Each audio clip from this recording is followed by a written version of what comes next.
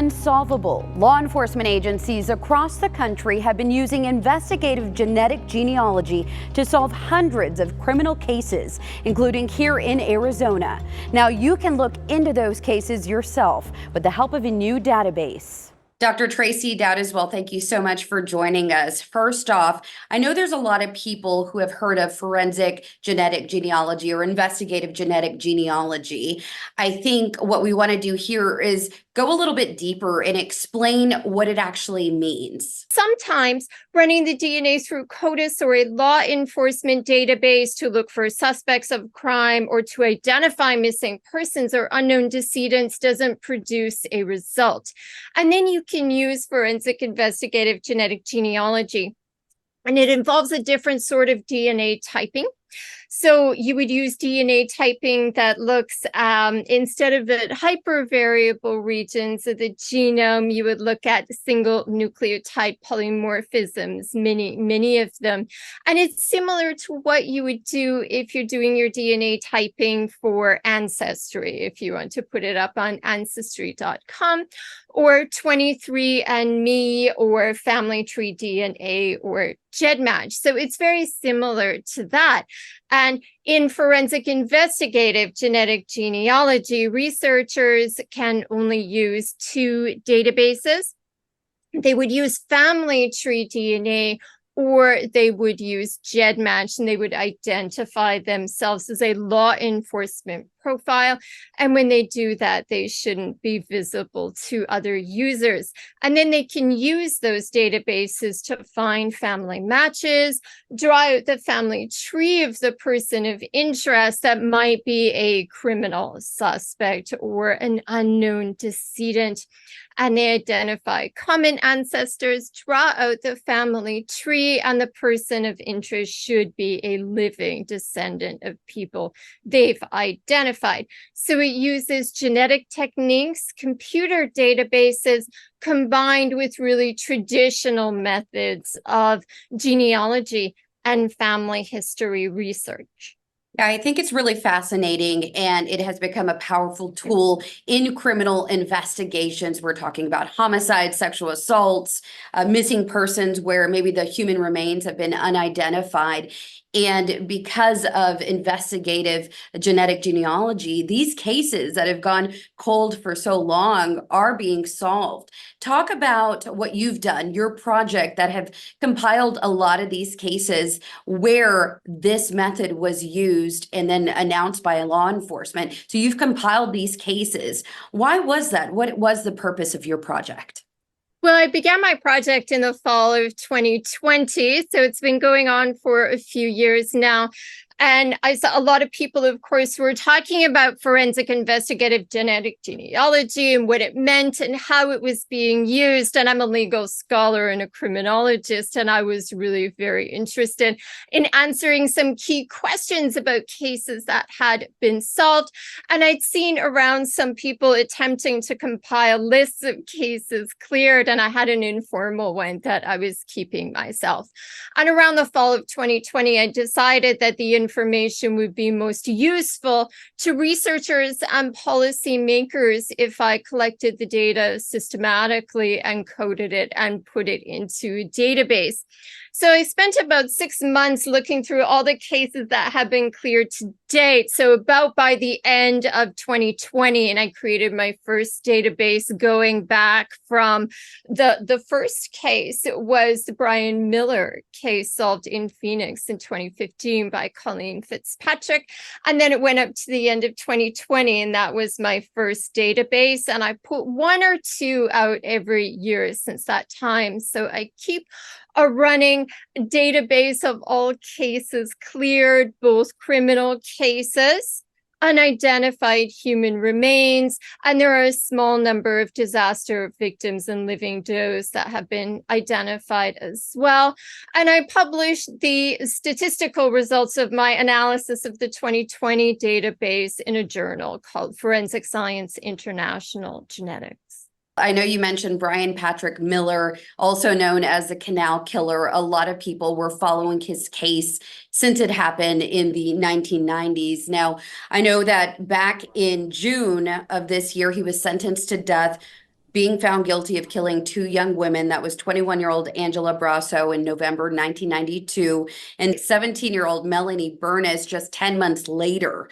Both were attacked while riding their bikes along the Arizona Canal in North Phoenix. DNA was collected in the aftermath, showing that both cases were a match when it came to Miller, and he was arrested in 2015. We ended up using forensic genealogy, which was unheard of at the time, groundbreaking technology, and that ended up leading us to Miller. Really important case because Colleen Fitzpatrick used this technique to clear a criminal case for the first time. And what Colleen Fitzpatrick had been doing at the time was looking a lot at Y DNA chromosomes. And there used to be one or two public databases where you can look up Y chromosomes and mitochondrial DNA, and they're no longer available. So she was using a technique that was starting to be used at the time by genetic genealogists looking at Y stars. And those are passed down through the male line of the family. So you could do that, and you can sometimes, if you're an excellent researcher and you've got some good genetic data, you can find some common family names of men in the family. And Colleen Fitzpatrick, she did that research, and she came up with some names which she passed to the police. I understand they'd been speaking at a conference with local police, and they asked her to use this technique to help them clear the case. And she did deliver them a last name, and then they went and furthered their investigation. And they identified Brian Patrick Miller, who was recently convicted. And since then, it's just been hundreds of more cases that have been solved. When you were putting your database together, if somebody is going to go on and try to look through some of these cases, how can they do that? And I know you've also paired up with another person in the industry to help make it a little bit user-friendly for those who would like to delve deeper into this. I've posted all of my data sets on Mendeley. It's called the Forensic Genetic Genealogy Project. People can find them there. And along with an Excel spreadsheet of all the cases that I've collected and coded, that's a rich source of data. And I've also kept a series of case digests. So the case digests are a brief digest of the case and how it was cleared, as well as all the bibliographic sources that I used in compiling the database and the case digest. So if people go to Mendeley, they can find the original data sets going right back to 2020, and they can find the full case digest. So I update them every year, and sometimes more often than every year. The most recent update I put out at the end of August 2023, and I collect data continuously, and I'll be publishing a new data set in January that will go up to the end of 2023. And what Mark McDermott did that was really terrific and very nice of him is he took the data related to the criminal investigations, and he put the case digest, the sources, and the data up on his website. I knew that level of detail might be overwhelming for some people who are not really accustomed to working with that type of complex data set. So I kind of saw an opportunity to make this data even more accessible to a wider audience. And by putting that on a website, in a database where you can sort, filter, search, and find exactly what you're looking for. I know that, if anybody wanted to look up a specific case that they knew of or wanted to learn more of, they could easily go on the internet and search it. But I like this because it provides an avenue where you can go to one place and find every single case that is connected to forensic genetic genealogy. And that is very helpful. So kind of explain the purpose of that and why it's so important. Well, when I looked at what was out there with people trying to create lists and compile data, I felt that in order to be useful, certainly as a source of data and to other scholars and policymakers, it had to be collected in a way that was systematic. And the data that I generate through doing different analyses of the data can be generalizable. So I was actually able to, in August, go up when Yavapai County Sheriff's Office, they had their press conference where they told us about the break in the case of Kathy Spacito, who was 23 years old at the time, went hiking at Thumb Butte Trail, June 13th, 1987. Along the route, she was attacked, hit in the head with a rock. It was a very brutal attack. Other hikers had heard her scream, but did not make it to her in time. Since then, since 1987, it had been a long time, and no one was ever caught or identified or found up until August, when they put all the pieces together finally and gave us the information that they had identified 16-year-old Brian Scott Bennett. Now, this case was interesting because I know that in 2015, Yavapai County Sheriff's Office, they had formed a cold case unit, and they were looking into cases that were similar to Kathy's. They had found one, a second victim who was attacked and sexually assaulted in April of 1990, same area, also on Thumb Butte Trail. And it was years later when DNA evidence from both of those cases were compared, and there was a hit there. And then they also found through that 2 other victims. One of them actually was there at the press conference and spoke out. I was horrified, absolutely horrified. And I believe there's more out there. I believe that there's more out there. For that victim and other families as well, to be able to finally have some justice and some resolution of what happened, who was this person behind the crime. Tell me a little bit about what you learned about that case. That was certainly a very interesting case, and I watched the press conference. That was some quite emotional testimony from one of the survivors.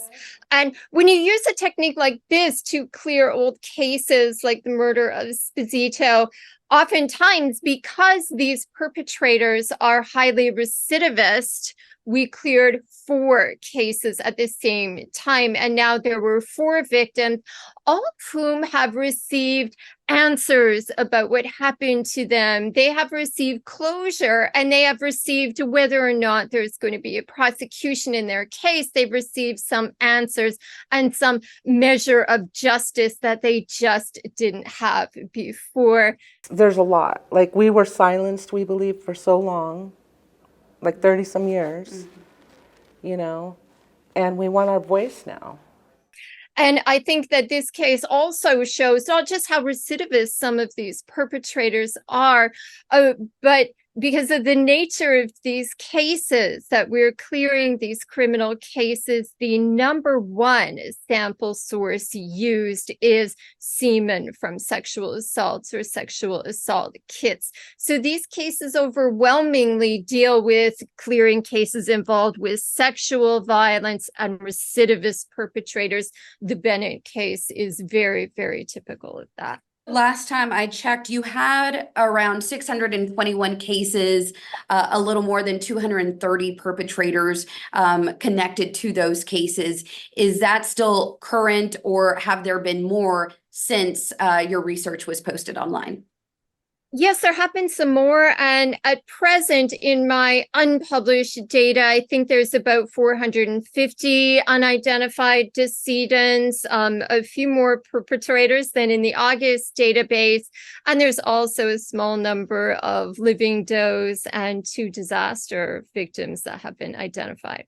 Where do you see your project going from here? I know that forensic genetic genealogy continues to become more advanced as time goes on. I know that there are some senators and a congressman who have actually come up with legislation that could potentially help with funding. That was one issue, or, tackle the privacy concerns as well from people within the community. But talk about your project. Where do you think that it will go when it comes to all of this new emerging advancements? Well, I continue to collect data, and I plan to do so for the foreseeable future. When I started this project, I knew at some point in time it would have a natural end, and that I would stop collecting data either when it wasn't necessary because we had resolved many of the legal and policy issues at stake. And we're doing that now, but it will be a while until we do work through privacy concerns, evidence disclosure, and some of the really key legal issues we're seeing in the courts now. I also thought it might come to an end if there were so many cases solved that this was no longer a viable method of collecting data and I had to shift to other methods. So I plan to collect data for 2024 and then I'll reevaluate. Well, you've done some fascinating work, and I hope that you continue doing that. I know it's of interest to many people. Thank you so much for being able to sit here and explain everything to us and go into further detail about forensic genetic genealogy and how it's really transforming things in the criminal investigation world.